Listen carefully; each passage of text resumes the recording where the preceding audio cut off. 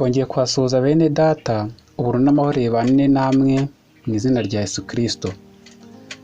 Uyu munsi muri Handitswe Ngo tugeze ku Itangiriro igice cyaho cya 3. Uyu munsi turiga umurongo wa mbere.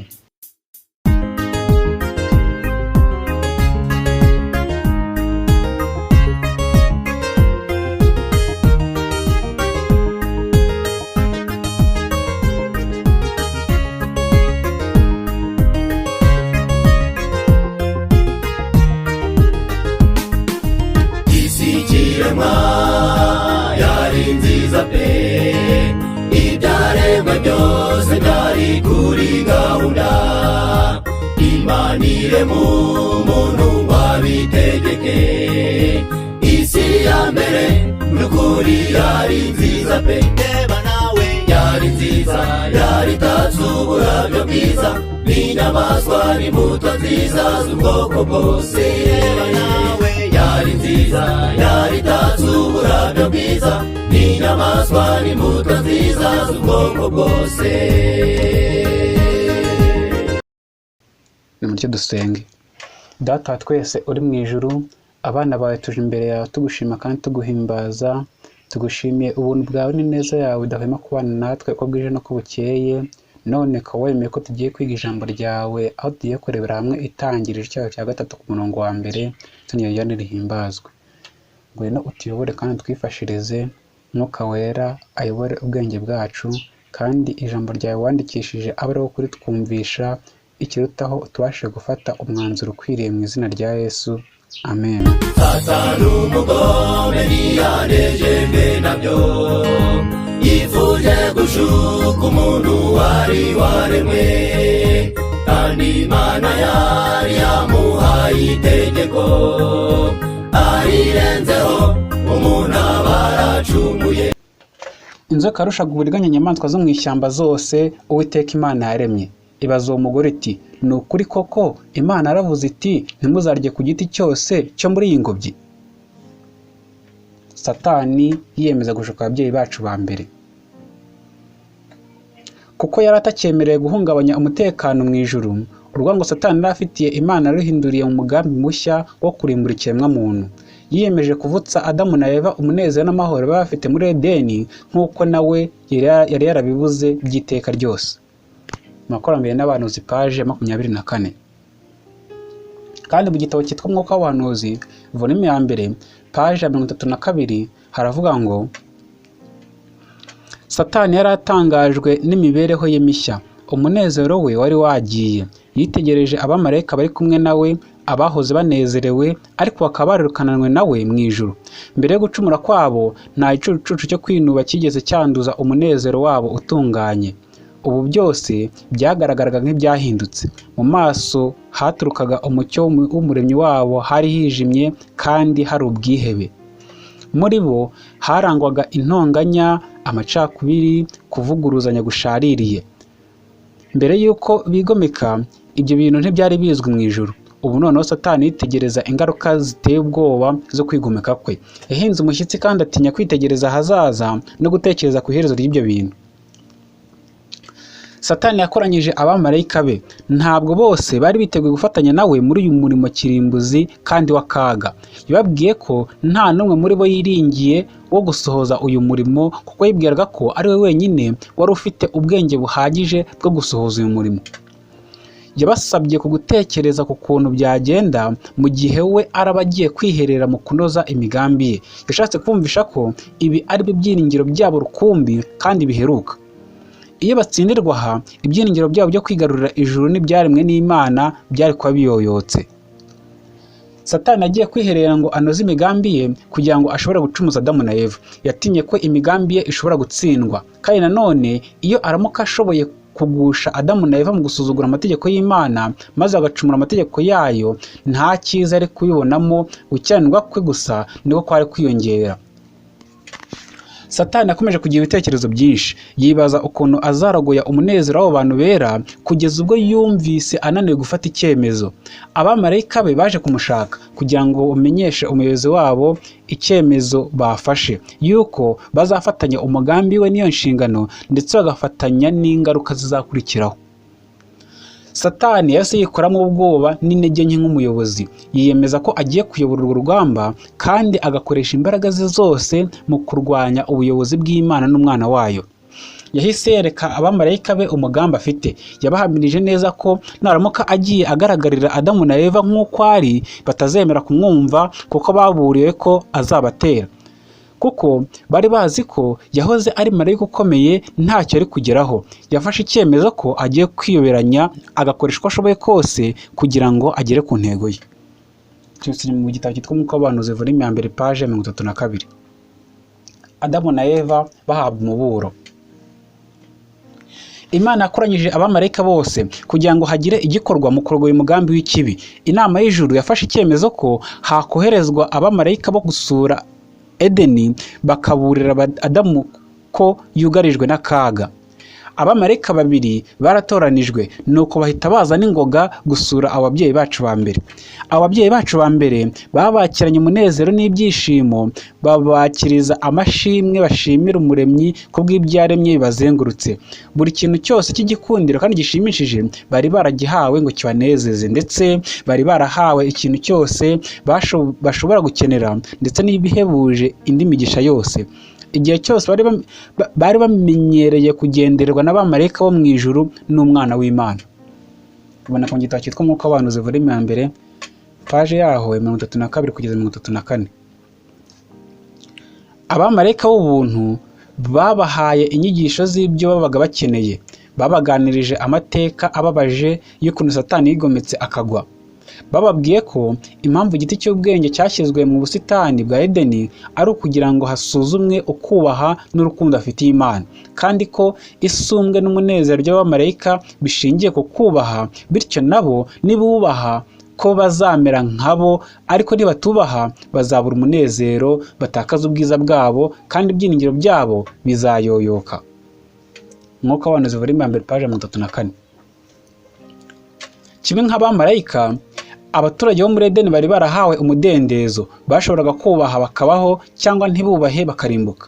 Nk'uko atifuzaga ko abamarayika bacumuye bagoma, niko umuremyi atifuzaga ko bamenya ikibi, kuko gucumura byari kubazanira umubabaro n'ishavu. Biri mu gitabo cyitwa From Eternity Past paje ya 22. Abamarayika beruriye Adamu na Eva ko umumarayika wari ukomeye mu ijuru ndetse ukurikira Kristo mu cyubahiro yanze kubaha amategeko y'Imana yayoboraga ibiremwa byo mu ijuru. Nuko uwo mwigomeki ateza intambara mu ijuru, ariko aracibwa ku buryo n'umumarayika wese bafatanyije kwigomeka bajugunyanwe nawe mu isi. Babahamirije neza ko Satani afite umugambi wo kubatera gucumura bakagumira amategeko y'Imana.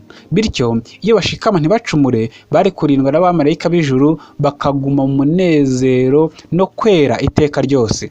Ariko iyo bumvira umushukanyi, bari kubabazwa n'ingaruka zo kugomera amategeko y'Imana. Ni muri cya gitabo cyitwa Umwuka w'Abahanuzi volume ya mbere paje 34. Abo bamarayika bihanangirije ababyeyi bacu ba mbere ko bagomba kwirinda inama za Satani. Iyo baramuka bashikamye ku gishusho cya mbere ntibatsindwe, bari gukomeza kurindwa. Ariko iyo baramuka bacumuye, nta kabuza bari guhita bagwa ku bw'intege nke bakananirwa kurwanya Satani. From Eternity Past page 22. Izo ntumwa z'ijuru, abo bamarayika barahindukiye bitegereza Eva, maze baramwihanangiriza cyane kutazatandukana n'umugabo we, ko bishobora kumuviramo guhura n'umwanzi waguye, ko umwe aramutse atandukanye na mugenzi we bishobora kubaviramo ingorane ikomeye kuruta ko bombi baba bari kumwe. Izo ntumwa z'ijuru zabingingiye kwitondera amabwiriza y'Imana yerekeranye n'iby'igiti cy'ubugingo, cy'igiti cy'ubwenge, ndetse ko nibashikama bakumvira bazarindwa umwanzi waguye nta bubasha azabagiraho. Imana yakwemerera Satani gukomeza gukurikirana abo bantu batunganye ngo bashuke. Umwuka w'Abahanuzi volume ya mbere paje 34. Adamu na Eva bahamirije abamarayika ko batazigera bahemuka ku mabwiriza y'Imana, kandi ko umunezero wabo wose ushingiye ku gukora ibihuje n'ubushake bw'Imana. Abo bamarayika bahise bafatanyiriza hamwe na Adamu na Eva guhimbaza Imana mu ndirimbo nziza, maze izo ndirimbo zisakaza umunezero mwinshi muri Edeni. Umwuka w'abahanuzi volume ya mbere paje 34. Ariko ubundi ni ukubera iki Imana yemeye ko ababyeyi bacu ba mbere bageragezwa? Niko yabishatse mu bwenge bwayo, kandi twebwe ntacyo twarenzaho. Umuhanuzi Danieli we yarabisobanuye ati, ariko abo mu isi yose ni nk'ubusa imbere yayo, ikora uko ishaka mu ngabo zo mu ijuru no mu bantu bo mu isi, kandi nta wabasha kuyikoma mu nkokora cyangwa ayibaza ati uragira ibiki? Bari muri Danieli 4:32. Igihe Adamu na Eva bashyirwaga mu murima mwiza wa Edeni, bari bafite ibintu byose byabahesha umunezero bari kwifuza, ariko mu buhanga bwe butagira akagero, Umuremyi yahisemo kugerageza ubudahemuka bwabo mbere y'uko abaha umutekano uhoraho. Bahawe ubuntu bwe, aberurira ko ari kumwe nabo kandi ko nabo bari kumwe nawe. Ntabwo Umuremyi yabashyize aho bashobora guhura n'ikibi. Satani yemerewe kubashuka iyo baza gushikama mu kumvira ubushake bw'Imana, noneho bari guhabwa abamarayika b'ijuru bakabarinda ikibi iteka ryose. Ubone ku gitabo cyitwa Umwuka w'abahanuzi volume ya 3 paje ya 38. Satani yihanga mu nzoka.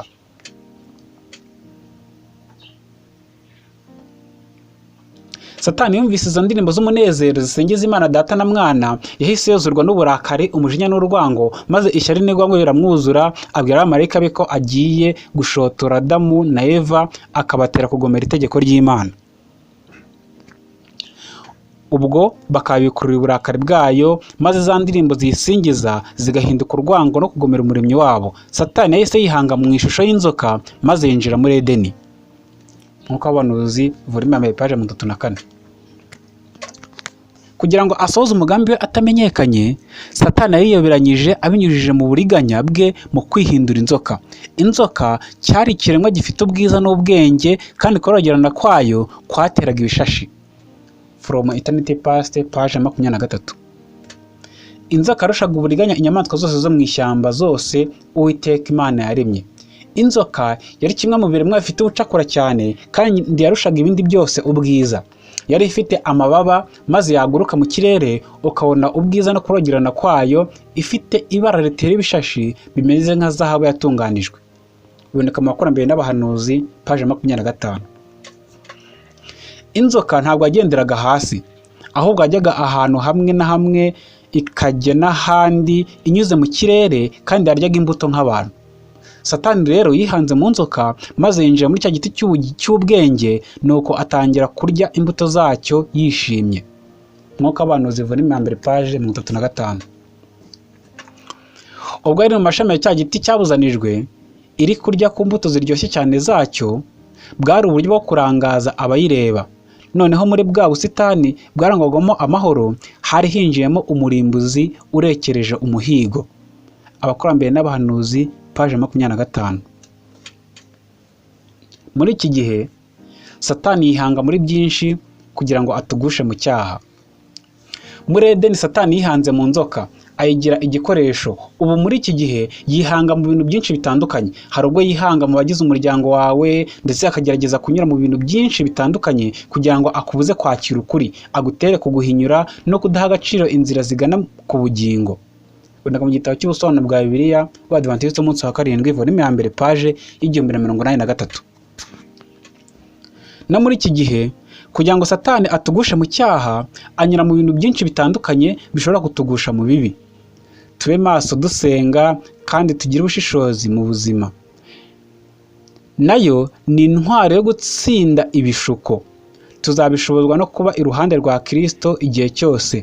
Mu Migani igice cya 2 ku murongo wa 3 kugeza ku 5 aravuga ngo, niba uririra ubwenge bwo guhitamo, kandi ijwi ryawe ukarangurura urihamagaza kujijuka, ukabushaka nk'ifeza, ukabugenzura nk'ugenzura ubutunzi buhishwe, nibwo uzamenya kubaha Uwiteka icyo ari cyo, ukabona kumenya Imana. Numara kumenya Imana no kubaha Uwiteka icyo ari cyo, bizagushoboza kwamagana ibibi no gutahura ibibi byose Satani ashobora kunyuramo kugira ngo akugushe mu cyaha, kuko uri mu ruhande rwa Nyagasani Uwiteka Imana. Inzoka ari inyamaswa nziza ikurura amaso y'abayireba. Satani azagutegera ku byo ukunda, azagutegera ahantu umara igihe kirekire kandi utakariza umwanya munini. Mbese ni hehe? azavuganira nawe mu bantu mubana ndetse n'inshuti zawe. Mbese ni bande kandi ni bantu ki? Azagutegera ku myambaro. Mbese wambara imyambaro imeze ite? Ujya urangarira kureba abantu bambaye imyambarire y'urukozasoni? Kandi azagutegera ku byo kurya ukunda. Mbese ntutegekwa n'irari ry'inda n'ibyifuzo by'umubiri mu mirire? Azagutegera mu biganiro ugirana n'abandi. Mbese ukunda kuganira iki inshuti zawe?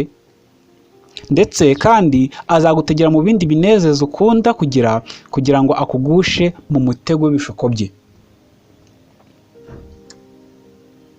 Turasoma mu byanditswe byera ngo, ariko weho muntu w'Imana ujye uhunga ibyo, ahubwo ukurikize gukiranuka, kubaha Imana, kwizera, urukundo, kwihangana n'ubugwaneza.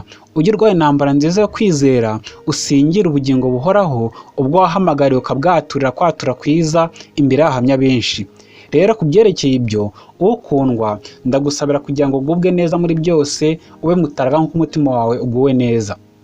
Biboneka mu rwandiko rwa mbere rwa Timoteyo, igice cya 6 umurongo wa 11 na 12, n'urwandiko rwa 3 rwa Yohana, igice cya 1 ku murongo wa 2. Inzoka yabaye igikoresho Satani yanyuzemo kugira ngo acumuze umuntu. Mbese wowe ushobora kuba igikoresho Satani anyuramo kugira ngo acumuze umuntu mugenzi wawe? Ibyo birashoboka, ariko ntibikabeho. Mbese ni ryari umuntu ashobora kuba igikoresho cya Satani? Umuntu wese wanga ko Yesu amubera umwami n'umukiza mu bugingo bwe azaba igikoresho cya Satani. Dore Kristo ubwe yabisobanuye muri aya magambo ngo, uwo tutabana n'umwanzi wanjye, kandi uwo tudateranyiriza hamwe arasandaza. Muri Matayo 12:30. Mbese wowe biti? Icyakora mugenzi wanjye, ntuzemere ko Satani agukoreramo kugira ngo agushe mugenzi wawe mu cyaha, kuko niba igikoresho cya Satani uzarimbukana nawe nta kabuza. Ahubwo iyegurire Kristo nk'umukiza wawe mu bugingo bwawe, azakugeza ku bugingo. Nuko rero mugandukire Imana kandi murwanye Satani, nawe azabahunga. Muri Yakobo 4:7. Eva atangira kuganira n'inzoka.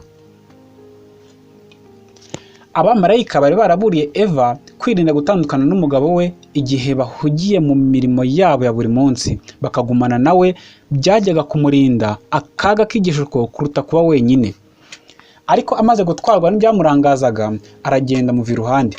Amaze kwibona wenyine, yumvise ko akaga kamusatiriye, ariko arikomeza yiyumvamo ko afite ubwenge buhagije n'imbaraga zo kumenya ikibi no kukirinda. Atakibuka inama abamarayika bamugiriye, Eva yibonye ahagaze imbere cya giti Imana yababujije, maze kimutera amatsiko cyane. Amatunda yacyo yari meza cyane, maze yibaza impamvu Imana yakibabujije. Umushukanyi rero ababonye akito. Boneka mu Makurambere n'Abahanuzi, paje 25. Satani yari yicariye muri icyo giti cyabuzanijwe. Icyo giti cyari cyihariye kandi gifite imbuto ziryoshye cyane. Cyari cy'igikundiro, bityo cyari cyo kwitonderwa. Ariko muri ubwo busitani bw'amahoro hari hinjiyemo umurimbuzi. From Eternity Past, page 23. Nk'urimo kugenzura intekerezo ze, Satani yaramubajije ati, ni ukuri koko Imana yaravuze iti ntimuzarye ku giti cyose cyo muri iyi ngobyi? Eva aratangara, yumvise ibyo yatekerezaga ari byo bivuzwe. Ariko inzoka ikomeza kumuryarya mu ijwi riryoheye amatwi, imubwira ukuntu afite ubwiza buhebuje, kandi ibyo ngibyo yamubwiraga byari binejeje. Aho guhunga ngo agende, akomeza kuzarira aho ngaho, yumva ibyo inzoka ivuga. Iyo nibura aza kuvugishwa n'ikiremwa nka marayika, ubwawe bwari kwiyongera. Ariko ntiyigeze yumvisha ko iyo nzoka itangaje yabasha guhinduka igikoresho cy'umwanzi wacumuye akajugunywa. Biri Makurambere n'Abahanuzi, paje 25. Eva yitegereje icyo giti, abona ni iki gikundiro, maze yibaza impamvu Imana yabujije kukiryaho no kugikoraho. Ubwo Satani yari abonye urwaho, amubwira mu ijwi ryoroheje rigizwe n'amagambo meza, ndetse avuga mu ijwi rimeze nk'indirimbo nziza, amushimagiza ko ari mwiza. Eva ntiyarigeze na rimwe yumva inzoka ivuga. ariko iyo nzoka ikomeza gushimagiza ubwiza bwe n'andi magambo anogeye amatwi, ariko ntibigeze binyura Eva, ahubwo Eva yaratangaye kuko yari azi ko Imana itigeze iha inzoka ubushobozi bwo kuvuga. Mu mwuka w'ubuhanuzi volume ya mbere paje ya 36. Inzoka ntabwo yari ifite ubushobozi bwo kuvuga, ariko Satani yagize igikoresho cye. Burya ni Satani wavugaga akoresheje inzoka. Eva aratangaye maze akomeza gutekereza ko ari inzoka isanzwe. Mu gitabo cyitwa Impano za Mwuka volume ya 3 paje ya 39. Nuko Eva agira amatsiko mu cyimbo cyo guhunga ibyo bintu bitangaje, yakomeje gutega amatwi iby'inzoka iri kuvuga. Ntabwo yigeze yumvisha mu ntekerezo ze yuko yaba ari wa mwanzi waguye wihanze mu nzoka, ko ari Satani uri kuvuga atari inzoka isanzwe. Mwuka w'abahanuzi volume ya mbere paje ya 36. Satani yari azi iby'Imana yavuze, ariko ashaka gutera gushidikanya mu mugore, maze agoreka iby'Imana yavuze abivuga uko bitari. Uko niko Satani atera abantu benshi gushidikanya ijambo ry'Imana, bityo bikaba byaba intandaro yo kugwa mu bishuko bye. Kuganira na Satani ni ukujyaho uzi ko ashobora kukuvugishiriza, akaba yakugushiriza mu cyaha kandi ubizi neza. Dukwiriye kubyirinda rwose. Uburiganya buri mu magambo ya Satani. Ku ikubitiro, amagambo Satani yabwiye Eva yari ibinyoma. Ni ukuri koko Imana yaravuze iti ntimuzajye ku giti cyose cyo muri iyi ngobyi. Ibi ni ibinyoma, ntabwo ariko Imana yavuze, ahubwo Imana yavuze iti ku giti cyose cyo muri iyi ngobyi ujye urya imbuto zacyo uko ushaka, ariko igiti cy'ubwenge bumenyekanisha icyiza n'ikibi ntuzakiryeho, kuko umunsi wakiriyeho no gupfa uzapfa. Uburiganya n'amagambo ya Satani ni ugushidikanya no kugoreka iby'Imana yavuze, agasubiramo ijambo ry'Imana uko ritari. Ni ukuvanga ibinyoma bye mu by'Imana yavuze. Satani niwe se w'ibinyoma, ko tubona muri Yohana 8:44, kandi na n'ubu aracyakomeje gukwirakwiza ibinyoma akoresheje abakozi be mu bwoko bw'Imana kugira ngo abakure mu nzira y'agakiza. Yifuza kuyobya n'intore niba bishoboka. Muri Mateyo 24:24. Mu gitabo cyitwa Ivugabutumwa paje 593, Elena taravuga ati neretswe aya magambo mu byanditswe byera avuga ngo kandi muri mwe hazaduka abavuga ibigoramye kugira ngo bakurure abigishwa inyuma yabo. Mu Byakozwe 20:30. Byanze bikunze ibyo bizaduka mu bwoko bw'Imana. Ubwo ishungura rizaza bitewe no kwinjiza inyigisho z'ibinyoma, abasomyi b'amajyejuru badafite aho bashikamye na hamwe bazamera nk'umuraba ushushubikanywa, bazanyerera bahitemo guhagarara mu myanya yose ihamanya n'ibyifuzo byabo bishaririye. Ababwirizabutumwa bwiza paje y'112. Umwanzi azazana inyigisho z'ibinyoma nk'ivuga ko nta buturo bwera bubaho, kandi ni imwe mu ngingo shingiro zizaba intandaro yo kuva mu byizerwa. Ivugabutumwa paje ya 124. Abantu banza kwegura Kristo mu bugingo bwabo, abo nta kabuza bazatsindwa n'uburiganya bwa Satani. Kandi guhinyira ubutumwa duhabwa mu byanditswe ni ukwishyira munsi y'ubutware bw'umwijima. Amagambo y'ibinyoma azakwirakwizwa hose, kandi bamwe bazagwa muri uwo mutego. Ntidushobora kugira amakenga ahagije yo gukumira ikinyoma icyo ari cyo cyose, kuko Satani ahora ashaka kureshya abantu ngo abakure mu kuri. Ibihamya by'itorero volume ya 5 paje 295. Kuko banze kwakira urukundo rw'ukuri, bazakurikira imyuka iyobya n'inyigisho z'abadayimoni, kandi bazava mu kwizera. Ibihamya by'itorero volume ya 6 paje 401.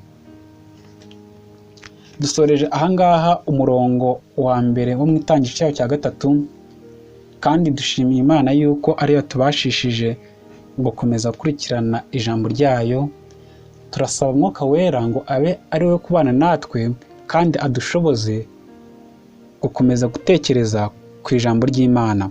Urukundo Yesu yakundaga umuntu, watumye yiyemeza kumucungura. Ku musaraba ntihamukojeje isoni, arapfa arazuka tubona agakiza. Reba nawe yari nziza, yari itatse uburabyo bwiza, n'inyamaswa n'imbuto nziza z'ubwoko bwose. Reba nawe yari nziza, yari itatse uburabyo bwiza, n'inyamaswa n'inyamaswa n'imbuto nziza z'ubwoko bwose. Reba nawe yari nziza, yari itatse uburabyo bwiza, n'inyamaswa n'imbuto nziza z'ubwoko bwose.